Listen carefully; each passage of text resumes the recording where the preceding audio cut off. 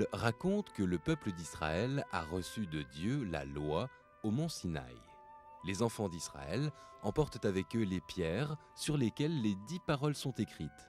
Elles sont déposées dans un coffre, l'arche de l'Alliance. Pendant leur voyage et tout le temps où ils s'installent dans le pays de Canaan, cette arche est transportée dans un chariot. Puis, l'arche est déposée sur une colline située à une quinzaine de kilomètres de Jérusalem. Lorsque le roi David prend Jérusalem et en fait sa capitale, il choisit un bel emplacement au milieu de la ville et décide d'y transporter l'arche. Vous savez, quand on dessine, c'est toujours une surprise. Alors moi, je vais commencer par exemple par ça. Qu'est-ce que ça peut bien être?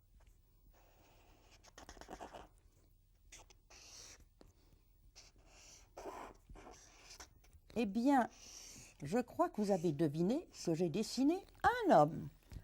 Un homme qui tient quelque chose sur son épaule. Ici, j'en fais un second. Vous voyez, je fais des petits détails dans la barbe qui peut être un petit peu différente. Et puis, voilà, j'en fais un autre par là. Pourquoi est-ce que j'en fais 3? J'en fais pas 3, vous allez voir, j'en fais 4. Et ils portent sur leurs épaules, ils ont des perches en bois. Et sur ces 2 perches en bois, il y a un coffre. Un coffre qui est très très précieux, c'est l'arche de l'Alliance.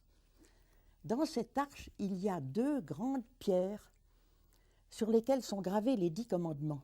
2 grandes pierres, elles sont lourdes, vous comprenez, c'est pour ça qu'il faut 4 hommes pour les porter.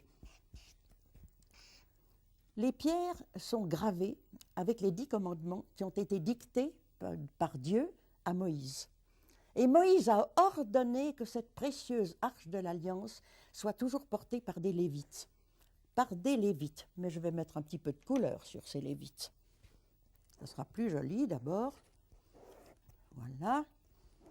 Toujours par des Lévites. Et puis par les fils de ces Lévites. Mais toujours par des Lévites. Vous voyez, ça devient beaucoup plus joli. Et sur cette arche, il y a deux anges.